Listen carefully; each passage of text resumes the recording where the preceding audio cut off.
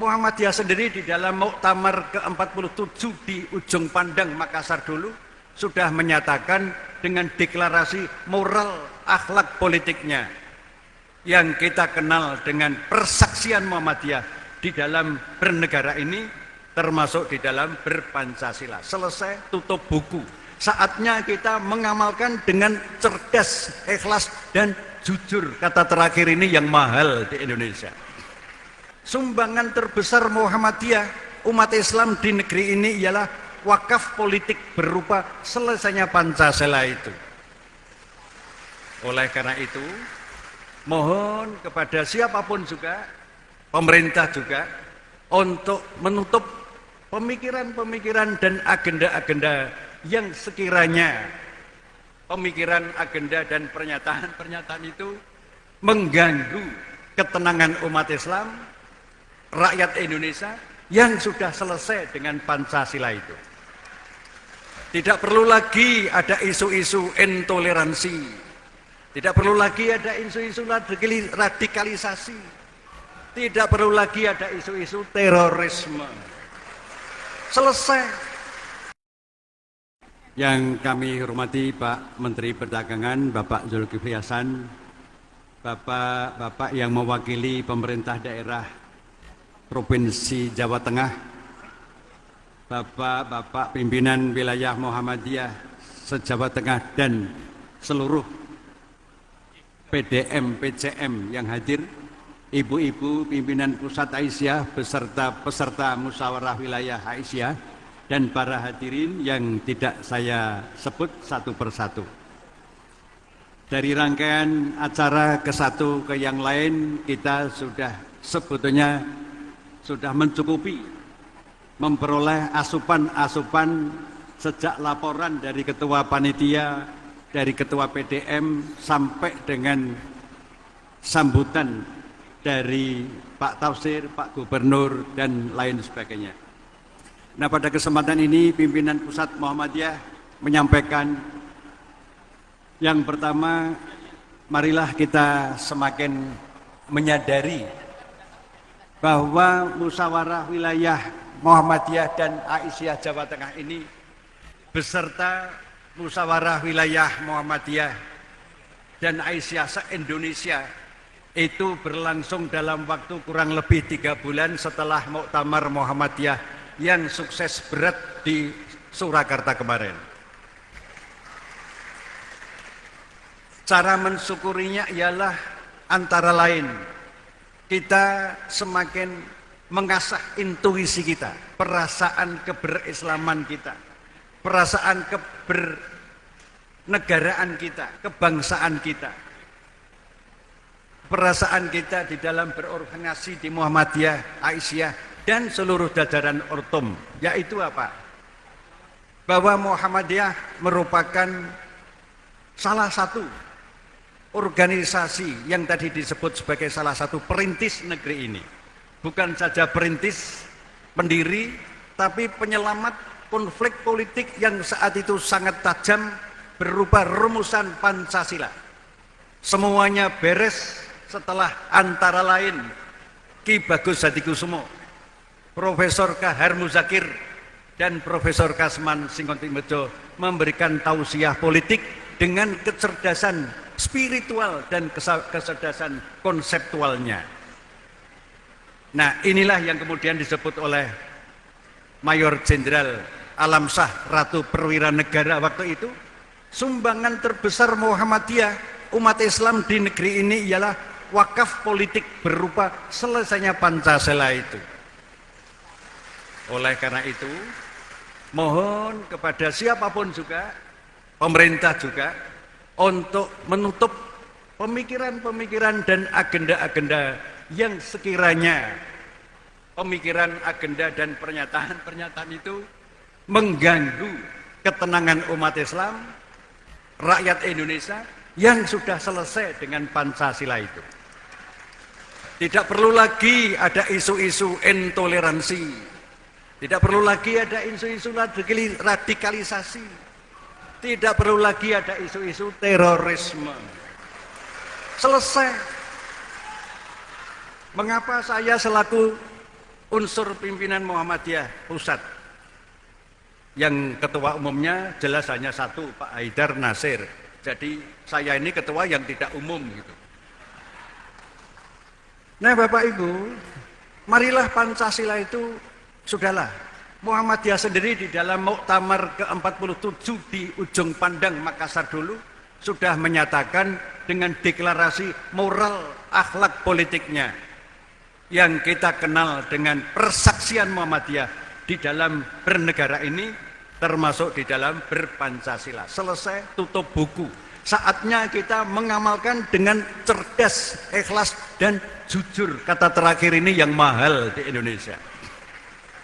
Yang kedua, karena ini sudah semakin panas, supaya tidak menambah panas, saya izin Bapak Ibu, tausiah ini saya singkat saja.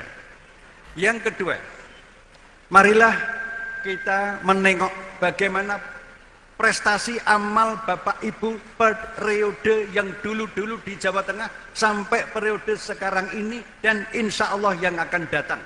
Prestasi itu berdasarkan angka, bukan klaim-klaim kosong. Pada kesempatan ini saya memperoleh data dari pimpinan wilayah Muhammadiyah Jawa Tengah. Inilah angka-angka yang membuktikan amal jariah Bapak Ibu sejak periode dulu sampai periode sekarang ini. Perguruan tinggi Muhammadiyah di Jawa Tengah ada 27, menjelang 28. Perbandingannya dengan perguruan tinggi negeri berapa?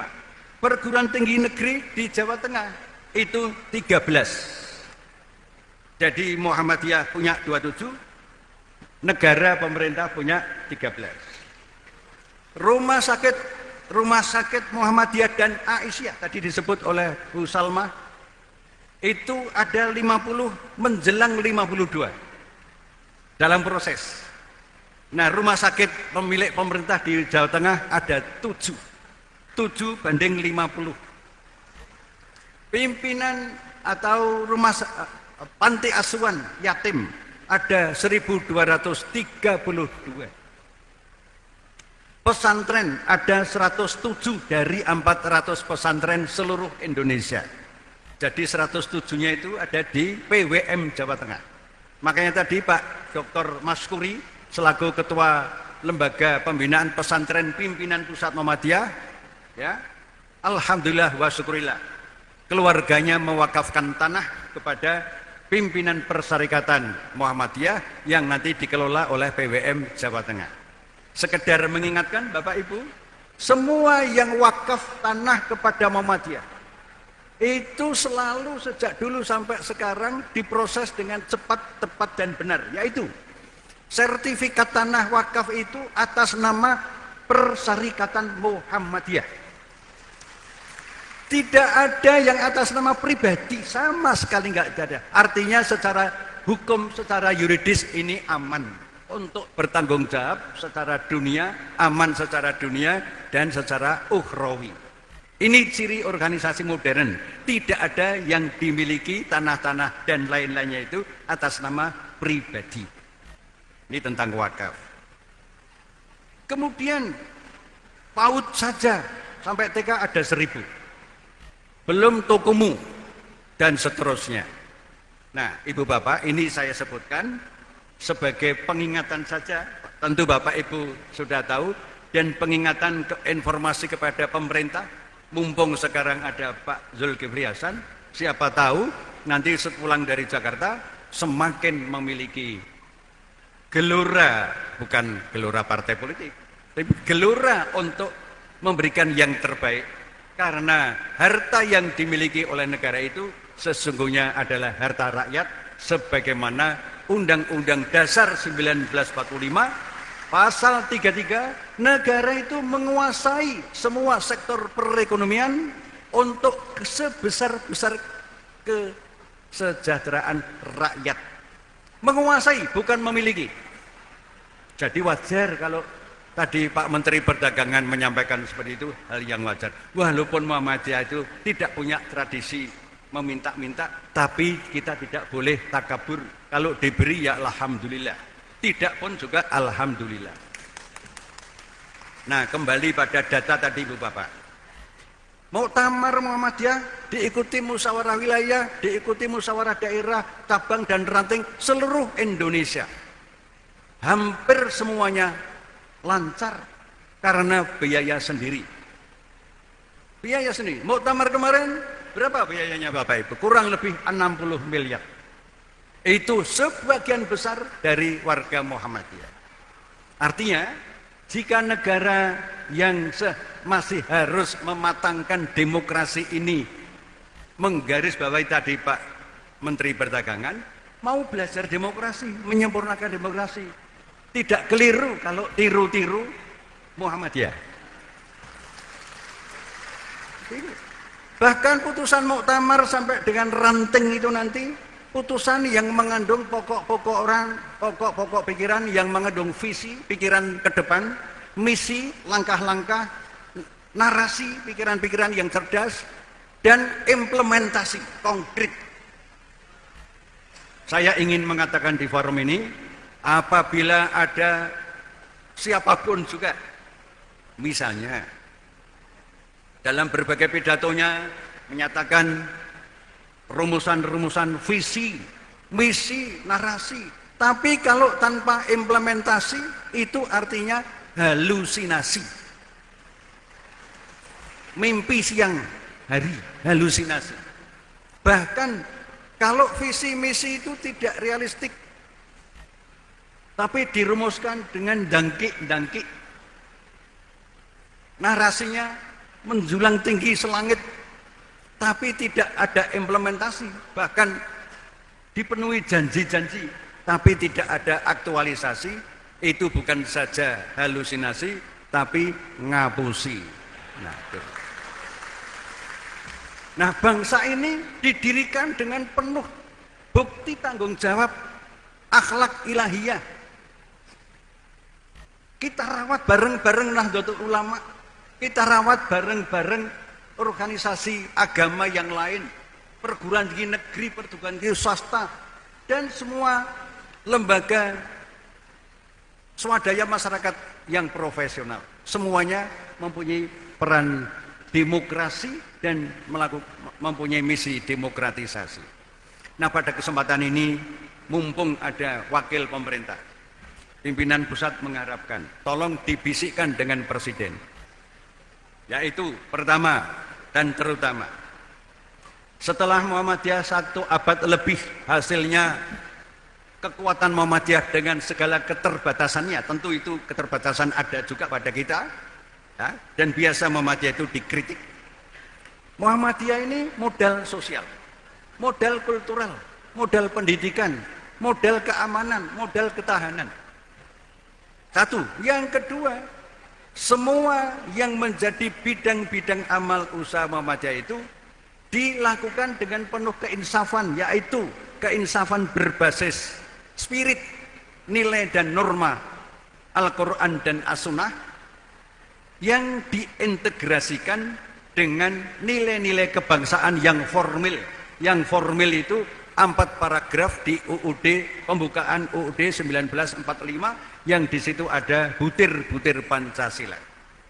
Nah, tolong Pak Menteri Perdagangan, Mbok Yao, Muhammadiyah yang sudah seperti ini bersama yang lain-lain yang tadi saya sebut itu modal sosial, modal politik, tolong dibebaskan dari beban-beban yang kurang memperlancar hubungan antara negara dengan pemerintah. Misalnya, salah satunya yaitu nomor 1, RUU Kesehatan. RUU Kesehatan ini sudah bergulir di masyarakat dan pimpinan pusat Muhammadiyah bersama organisasi di bidang kesehatan, ada IDI, Ikatan Dokter Indonesia, Ikatan Bidan dan sebagainya, sudah melakukan kajian. Hasil kajiannya itu merupakan kritik konstruktif, edukatif, etis dari Muhammadiyah kepada pemerintah. Jadi pemerintah itu mitra kita, kekurangannya mari kita sempurnakan dengan cara, misalnya cara Muhammadiyah itu terbuka tapi ada landasan nilai-nilainya. Nah, mohon kepada wakil pemerintah yang mumpung sekarang ini hadir, yaitu berkenankah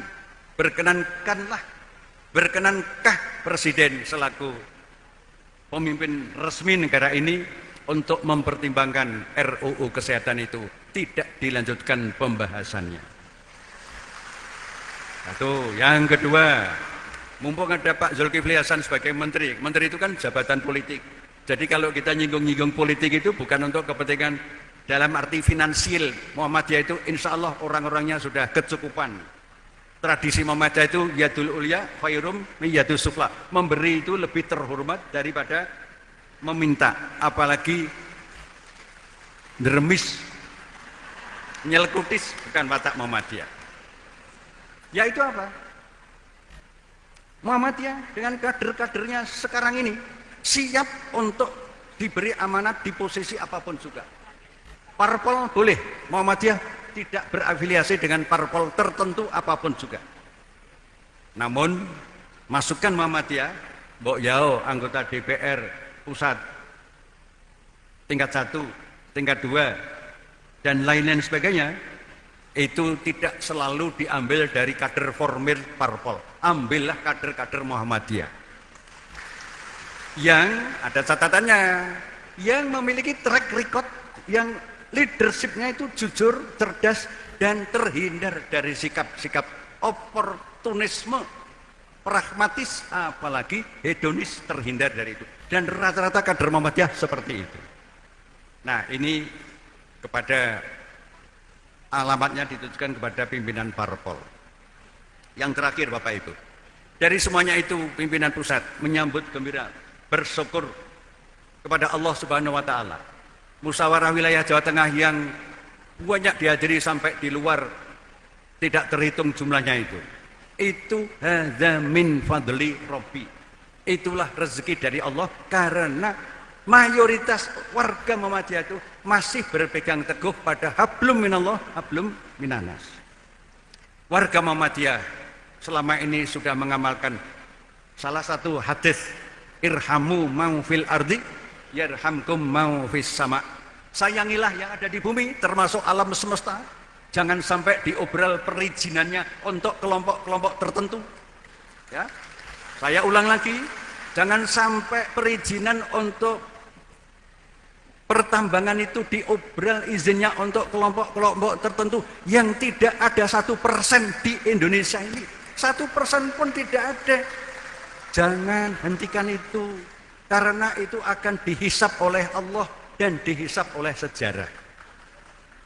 Nah, oleh karena itulah maka di dalam kesempatan ini tidak hanya soal yang kaitannya dengan pertambangan, tapi pimpinan pusat juga mengamanatkan bahwa pengamalan umat Islam pada umumnya dan termasuk warga Muhammadiyah itu perlu disikapi dengan semakin jujur, terbuka kepada masyarakat.